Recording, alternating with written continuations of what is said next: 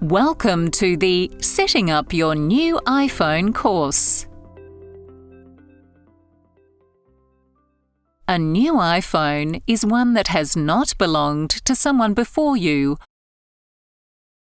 or a phone that has been reset so it's safe to use.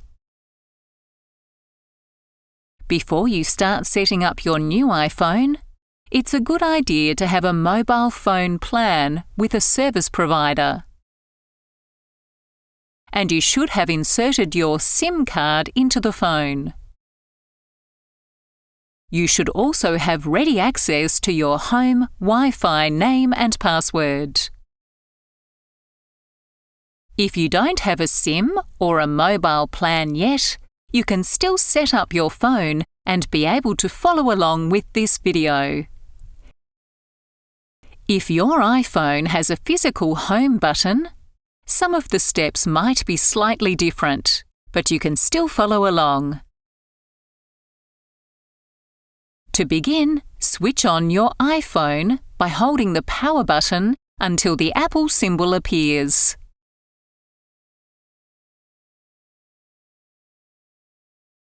When the Hello screen appears, swipe up from the bottom of the screen to continue. Next, tap your preferred language to set the language your phone will use. We're going to tap English for this demonstration.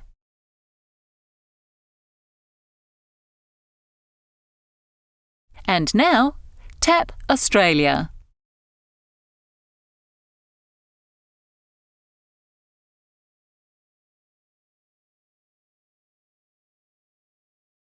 It's safe to tell your phone that you live in Australia. This doesn't give out your home address, and it makes sure you receive the right updates and information for Australian phone owners. If you've done this sort of thing before, and already have another iPhone or iPad, you can use the Quick Start option here. But we're going to continue to set up the iPhone manually.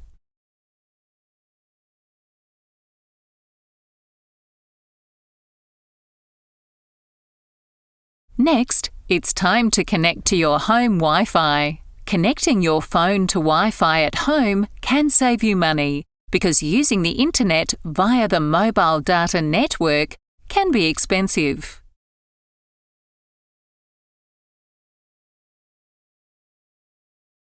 Find the name of your home Wi-Fi network from the list. It will most likely be at or near the top. Just tap your network name to start connecting. You will need to type the password for your home Wi-Fi. If you haven't changed it, the password will probably be written on the bottom of your home router. Use the keyboard to type in the password.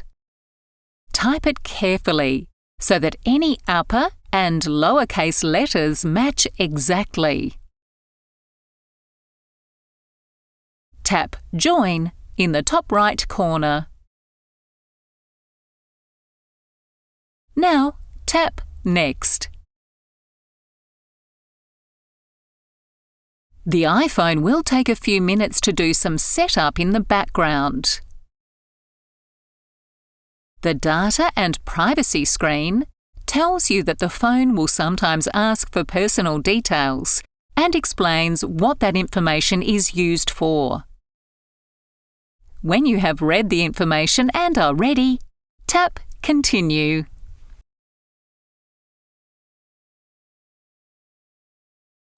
Face ID lets you use your face to unlock your phone. We'll set this up in a later course, so for now, tap Set Up Later.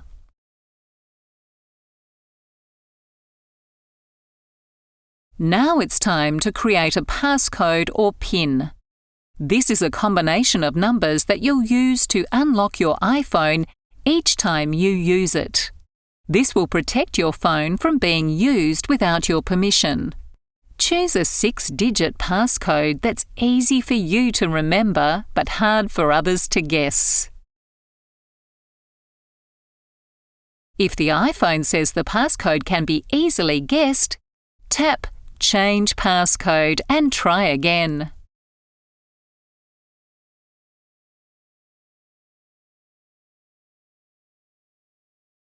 Use a mix of random numbers and avoid number sequences.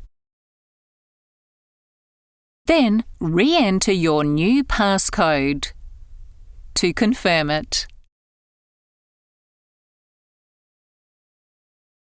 If you made a backup of an older iPhone, Restore from iCloud Backup will copy its settings, apps, photos and other content to your new iPhone.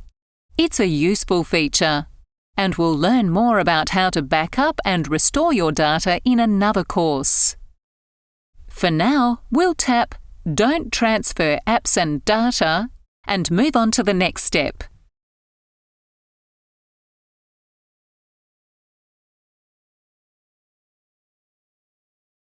If you already have an Apple ID, you can sign in here. An Apple ID is the username for an account that lets you access Apple services. It lets you buy apps, use your iPhone to pay for things, back up your photos, and secure your personal details. If you have an Apple ID, you can enter it here, but if you don't, you can create one. Tap Forgot Password or Don't Have an Apple ID. Then tap Create a Free Apple ID.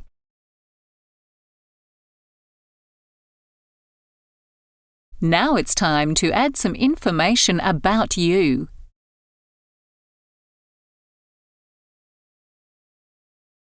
It's okay to provide your personal information during the Apple ID setup, as this ensures that only you can use your Apple ID. Enter your first name and last name using the keyboard.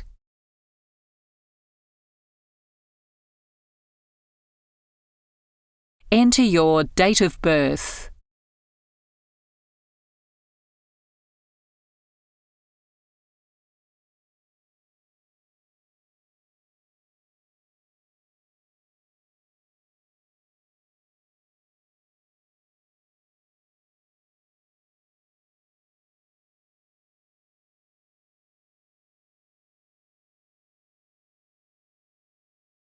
Now, tap Next.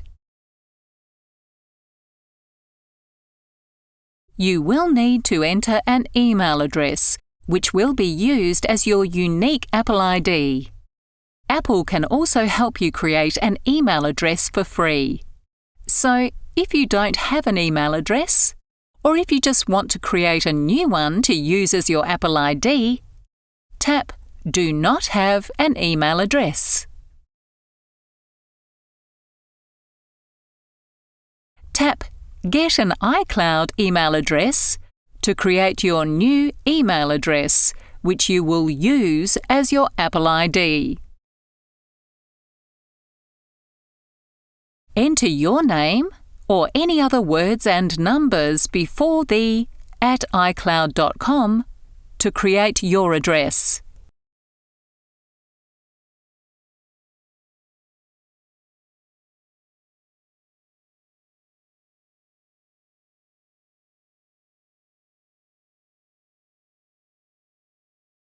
If the email address you suggest isn't available, Apple will suggest something else for you.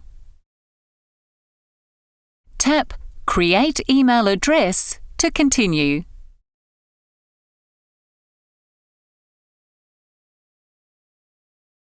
You will also need to create a strong password for your new Apple ID.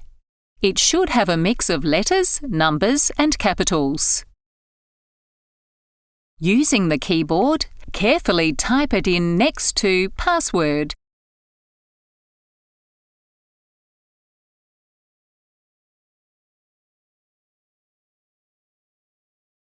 and then once more next to Verify.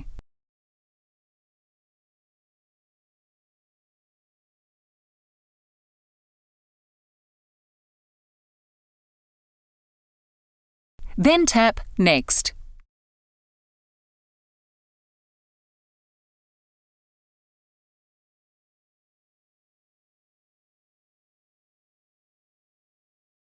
When choosing a password for your Apple ID, don't use the same password as any other email or account. This makes it harder for someone to guess your password and get access to your information. You should also keep a secure record of your Apple ID and password in a safe place. The iPhone uses a mobile phone number to send you text messages and help with some security options. If your phone has a SIM card installed, messages will go to your mobile number. If you don't have a SIM yet, or you want to use a different mobile number, you can change this later. For now, just tap Continue.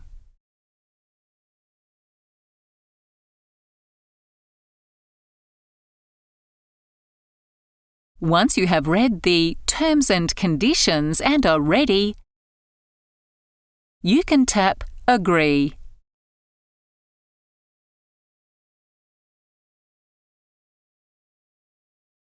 The iPhone will now take a few moments to create your new Apple ID. Sit tight, as there are just a few more steps to go to complete the setup of your new iPhone. It's important to keep your iPhone up to date to ensure it's working properly. Updates help keep your phone secure and receive new features. And to make life easy, your phone can update itself automatically.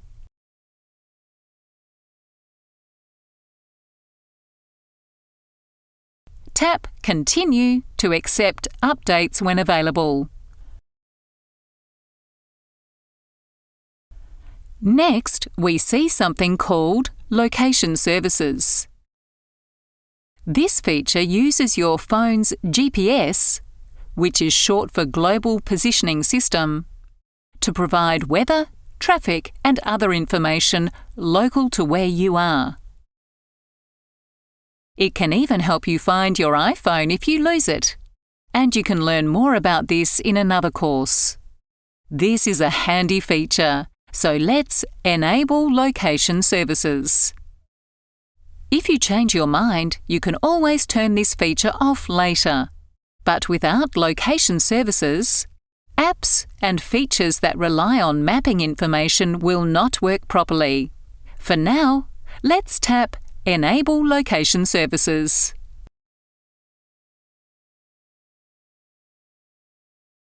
The next option is Apple Pay. This lets you use your phone like a credit card in some shops. We will look at this in a later course, so for now, tap Set up later in Wallet.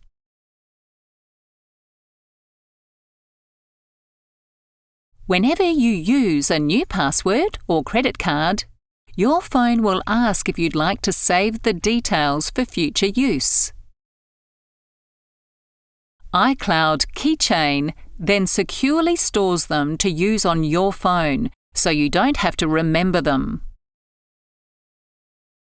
It's a helpful feature, so tap Continue.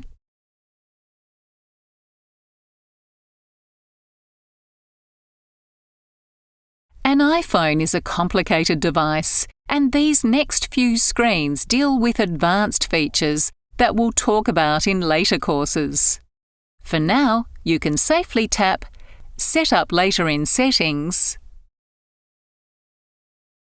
Set up later in Settings, and Don't Share. You've now arrived at the Appearance screen.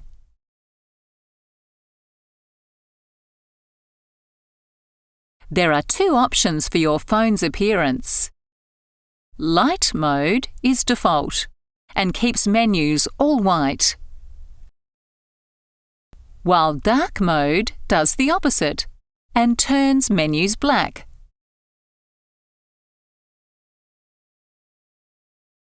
For now, we will stick to light mode.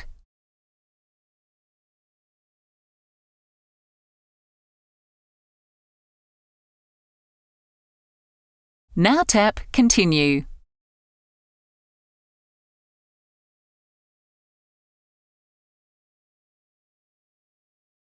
Next is the Display Zoom screen.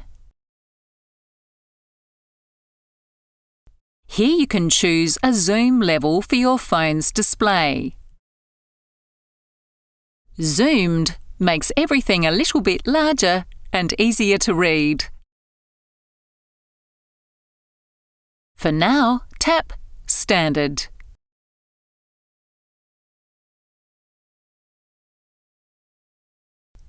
Tap Continue.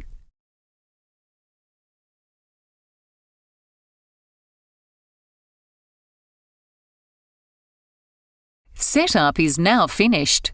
Welcome to your new iPhone. Swipe up to go to your new home screen.